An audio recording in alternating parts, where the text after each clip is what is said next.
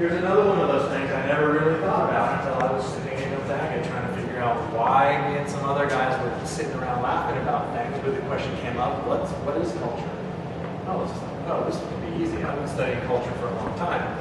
And then I realized that collection of tapes I have at home, not really culture in and of itself. All of these documents, the computers we use, those things individually, they're not really culture. The stories, and I can think of 1,000 things related to our culture, but to talk about it like it's this thing that makes sense, it's a little bit difficult to do. Culture is a collection of shared values that develop our ideas of what's acceptable. If we get together, again, we get together, and we behave in certain patterns, we get comfortable with certain things over time. We expect certain things to be comfortable. If we came in and I just started swearing or screaming at you, probably not going to be a lot of we or patterns there. If I come in and I try and repeatedly make sure everyone's comfortable, has the right chair, has something to drink, has some food at the end of the day, has some things to take home with them. Every year we know right up before Christmas there's going to be some kind of a Horsethief workshop. We know that those things, there's certain accepted behaviors, and that's just what we do. We know we want to make a contribution. We know we want to do some community building. We know that it's there. There's certain acceptable behaviors. You just know, your culture prepares you. When you get up in the morning, there's certain patterns and routines and things to expect. Any given day, if you think about the variable things around you, there are millions and millions of variables, these unpredictable things. The culture helps us to just assume that we know. If I go to Child and Family Office, I know I'm always going to get a coffee, someone's always going to greet me, and I'm probably always going to get to see her. It's not just some random building with random things happening. You just know. That's one of the great things. It helps us to not be terrified every single day. That's key. Those patterns that belong to us help us not be terrified by these random things that could happen every day. So you can see where I'm going with this. What happens if we take that away? What happens? Some great things. The other aspect is that we're embedded in culture. It's all around us. I can't study the method language or culture from the outside. It doesn't make sense. I can't go and stand outside of that door and maybe watch videos later and have it be the same thing. It doesn't mean the same thing. I'm embedded in it. It's something different to me because it's my culture. I can't step outside of it.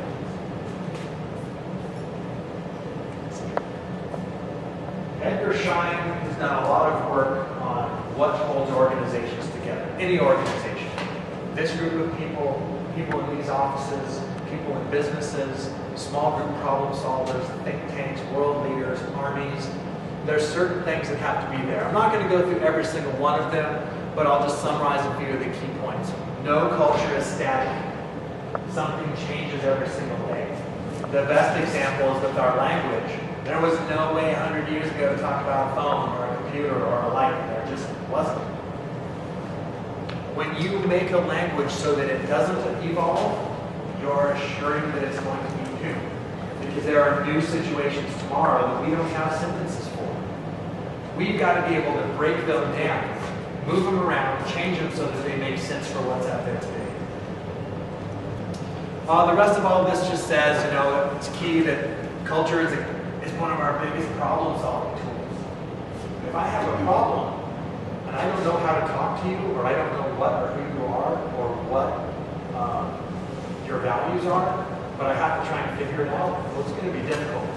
So the first thing you have to do is figure out a way to communicate, and then you have to figure out common ground between the two, and then you have to define the problem in terms that we can both. That's that we and patterns and culture. Culture is a great problem-solving tool. It's essentially the platform for all problem solving. When we have a history of solving problems, those memories, they become what Hallbach's called the collective memory. It's why I know that, it's why I know where a couple of my cousins in the area live, because they moved into houses that I used to live in. And I remember who owned those houses before me, so when they said, oh, I moved into Paul McCoy's old house, I knew right away, it's his problem-solving tool. I didn't have to sit down and ask for a formal argument and an address and Google Maps. I just knew. She made reference to something. It's part of this shared collective memory. It's this thing that keeps us alive and lets us work together. Another term that I bring up a lot has to do kind of this whole last section. Collective memory provides younger community members with what we call heuristics or schematics or blueprints for problem solving. If you study cybernetics, you learn about heuristics. Heuristic is just the way I solve my problem. I'm faced with an unknown situation. What's my best guess? My best guess is based off of, I remember my grandparents did this a certain way, or I remember Herman told me about his grandparents did a certain way. So I already have, as I communicate with other people in the culture, this collective memory gives me all these blueprints for things I can do. I don't have to reinvent the wheel every single time I start. That would be terrible. Along the way, as a group gets comfortable with what's going on, it develops boundaries. And this is one of the things that Andrew Schein talked about. Schein's specialty was in industrial philosophy or industrial psychology. When one business interacts with another business, there are personality things that happen. When one business merges with or buys another or takes another one over, people started to realize that there were really some big problems with a business buying another business. It was a legal transaction. One business just bought another one. But there was a thing that happened. There were two individual cultures. And when they got them together, and it didn't mean that they were the same. It meant there were differences. And there were these arguments. There were these things that happened. And a lot of really, really smart psychiatrists and psychologists started studying what happens when people interact. A lot of it boils back to that idea. When I have a group, I get comfortable with boundaries because I know this guy. We have a history together. We share these heuristics. We have this shared value system, shared memories. And now who are these new people? They bought it. I don't like that. First thing is people don't like being told by someone new. Even people that want to work together, eventually you can get frustrated with that over time. Groups have to learn how to develop consensus on boundaries over time. And it's not just necessarily with other groups, but think about people working within a group. One of the great things that culture gives us, it gives us the ability to come to consensus on how we distribute power and influence. And this is a really difficult one. This is really difficult, especially in our community. Who has the right to speak for what? Who knows the most stories? Who knows the most legends? Do we make them in charge of all of them? We've got to have these ways to negotiate that. The more comfortable people are with the more they know, the easier it is to talk about it. We develop those boundaries over time. When I was a young researcher and I wanted to know about a particular story, I had my go-to people. Alex was one of them. Dorothy and Laura were there. Molly and Michelle and Adeline and Pat Lefthand and all these people. I knew that there were these things, there were these boundaries over time that we were comfortable with because the community as a group kind of decides. I would ask someone, my first person, I worked in the same office with Dorothy in 1995, and I asked her, if I want to know something about some stories, who would I talk to? And she said right away, well, these are the people in the community that know a lot of them and can help you. That's that boundary over time that we developed. She didn't just say, go randomly find someone and pay them for a story. I would have got a terrible collection of stories.